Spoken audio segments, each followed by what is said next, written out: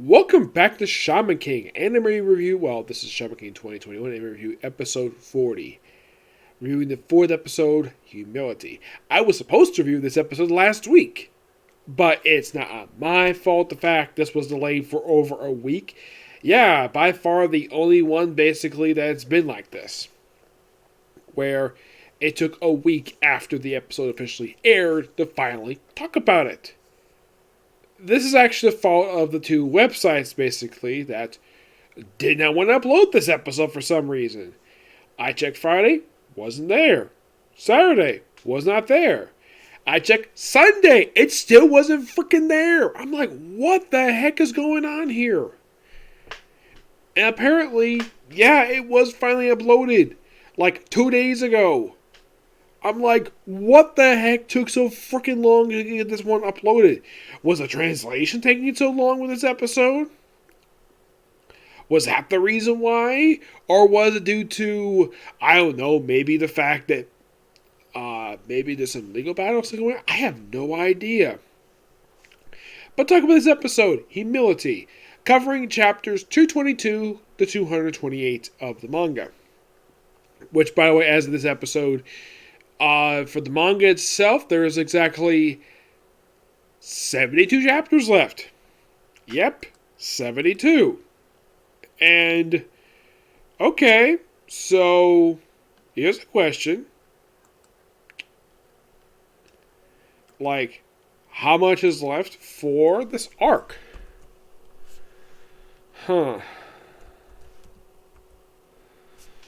Let's see.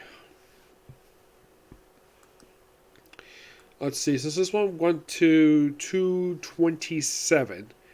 That's as far, actually 228. That was simply as far as they went with this one. Let's see. Oh, not many chapters left. So, as of this very episode, they have exactly 30 left. Though I did check for next week's episode, which I still haven't watched that yet. And in the case of this one, with that one, it's actually lower than 70 episodes. 72 is actually... Excuse me. I covered 8 episodes, surprisingly. So when it came to episode 41, that covered... let's see. Because it covered 8. So... Let's see. I think at that point... I think there's about 60... I think like 64 left.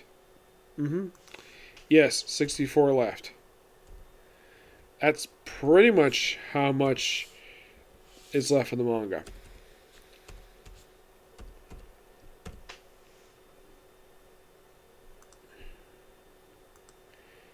Yeah.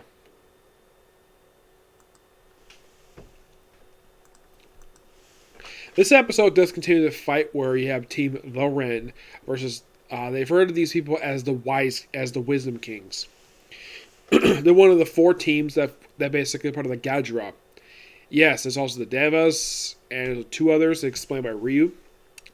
Of course, the episode starts off with Yo saying, now officially second round has officially started.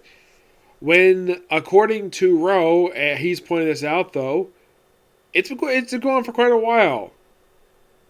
Yeah, I thought this was kind of weird, and yes, this is actually what happened in the manga. So, no, the anime did not get that part wrong. They actually got that correct. We also see that Ryu has got one of his tassel, his sleeve tassel he's got, and it's over Menta's head. He's getting a bit nervous over it. It's like, I have a funny feeling that this was actually added in because in the manga there's no mention of this at all. Yes, so... Oh yeah, there is actually a slight change from this particular moment in the episode. Let's talk about powerful people.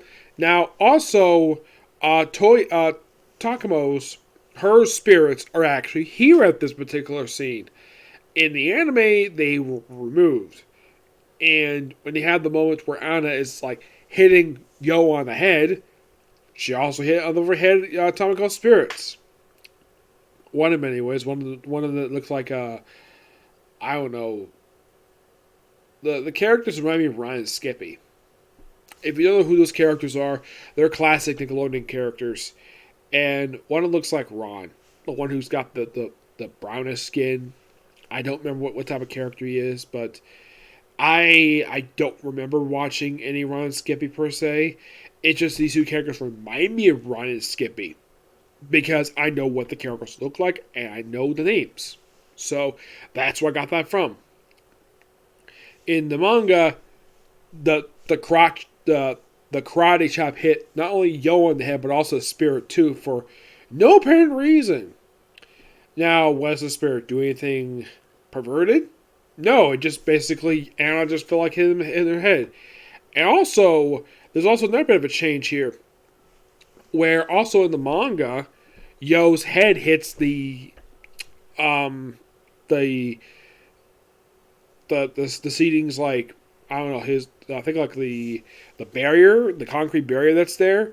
In the anime, that doesn't happen. He just basically gets chopped in the head while he's in his seat. He does not lean over, which that's a change in the manga. They actually did not put that in the anime, which I don't have a problem with at all. I think the chop in the head basically works perfectly fine. Yeah, in my opinion, that change was fine. Don't have an issue with that. Of course, the episode, you can say it's noteworthy, even though it just came out last week. It goes to Haruho's backstory. Yes. Yes, it does. Now, surprisingly, in the case of Haruho, we actually find out his real name.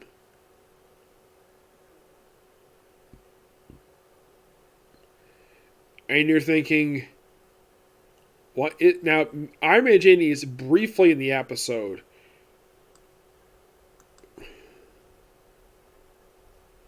So, by the way, Haruho's real name is Usi Haruku. That's his real name. Why the heck does he go by a nickname? I have no idea. Now, also the one thing that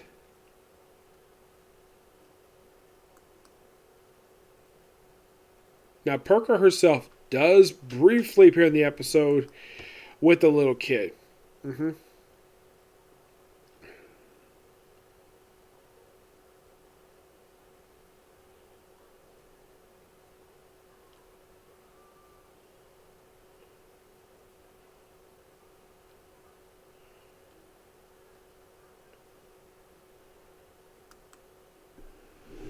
Yeah. Excuse me. Yeah, Lysenberg, Marco, and Iron Man Genie, their appearance is reduced to pretty much being a cameo. Now, Marco does get some lines. They do cut a bit out when he shows up in the anime. Now, in the manga, you see him eating chocolate. In the anime, he's not eating anything. He just randomly walks up to Yo because they're acquaintances now because of what happened last episode. And I'll talk about the fight because the fight picks up exactly where the episode left off. So they're watching the fight and mentioning, oh, when he goes to some training, so Ryu, Faust, and Yo hightail it out there if it goes us speed training because Ren received an upgrade. I will talk about that. Meanwhile, though, there's stuff outside the ring. We see Perka, where she's basically scared to go inside. Now, no, not this one. Menta, for some reason, in case you're curious still, did the anime cut any lines for him in the episode? No. Surprisingly, they didn't do that. Apakeo, he's clearly in the episode. Oh, yeah, definitely.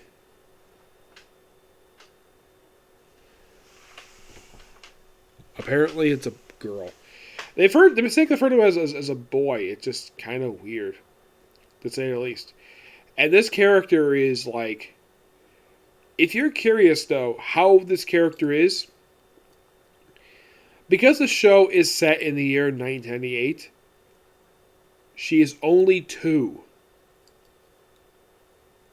Yes, seriously. This kid is 2 years old and talks like a child, like a bit older than she actually appears. We see her briefly with Pancho. Well, excuse me, not Pancho, Perka. where she's like scared to go in there. And then we see also that Ho was in the episode. He's basically info about, well, about Yo, and from, of course, his border, who used to be a founding father of the X-Laws. Excuse me, and also the Gisha basically get their info about the team from June, Ren's beautiful older sister, and the Bond brothers. Yep. And that's all the outside stuff. Meanwhile, though, Ren basically finally figures out a way to get past what is his name? It's not Jackson. No, it's not Jackson. It's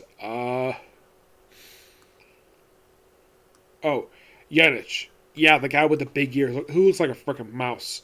He's able to get past this thing, his little barrier, and kind of in a way beat him. And then, of course, he gets tossed aside by Jackson and his other teammate because of how weak he is. So then, of course, Ren, basically, who's Fuku at this point, just walks out to the ring, he's going to withdraw, and then he gets sliced in the back by Jackson. He gets knocked out. Chocolov steps in, and he's there very briefly until he gets hit by the other guy's love arrow. And this guy has got a pot belly. No, seriously, he's got a freaking pot belly. What is the purpose of his pot belly? By the way, what's this guy's name? Kondo.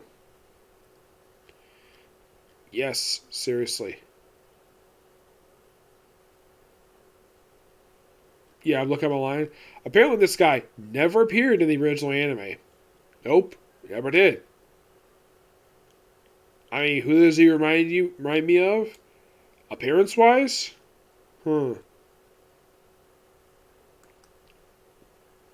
You could possibly say Ace Ventura, but I'm not really sure because sometimes basically manga creators do take inspiration from other characters. As for who he based his character on, I have no idea. Yanich himself looks like a freaking mouse. So he does his little love thing, and then of course Haraho with Vero's real name. Well, apparently his ancestry, get this, his ancestors were a wolf and a goddess. And the wolf was part of a subspecies that doesn't exist anymore. They're extinct. So let me get this straight. Haraho is half wolf? Why is he transformed into wolf? Why is the spirit a freaking wolf? Don't have any idea. It's by far one of the most strangest things. They do a flashback where him, Chocolov, and Ren basically do special training and they all receive upgrades. And they use in the actual battle itself was really good. And of course the three are defeated because the Tin Whisk Kings are defeated because they ran out of Fuku. Yeah, they ran out. Though, here's the thing. They do cut one thing out here. The announcer. Yeah, you hear him in the episode. You don't see him, which I thought that was kind of weird. Like, you have his voice, but you don't have him personally. I thought that was kind of weird. Like, why would you have him appear vocal-wise and not have a brief, cut to him for reasons? I thought that was kind of weird. That change, I felt as though was a bit unnecessary. The other changes were fine. I did not really issue with that at all. Surprisingly, they keep a lot of the dialogue from the manga this episode. I mean, I only made a couple changes, so just change one scene, remove a character. So I've had it's pretty accurate adaptation of 7 chapters. Yep. So yeah, that's going to be pretty much it for this particular review. I would review the next episode, but it's getting kind of late. I had to get up early in the morning tomorrow. So tomorrow, okay, so that's going to be pretty much it for this particular review. So tomorrow I'll review the very next episode of the series. Excuse me, Freya. Excuse me, the case study of Vanatos. Case closed, hopefully. And more. At that time, I'm going to reincarnate as a slime, which, as of today, I have 5 episodes left. Okay? Next video. Bye.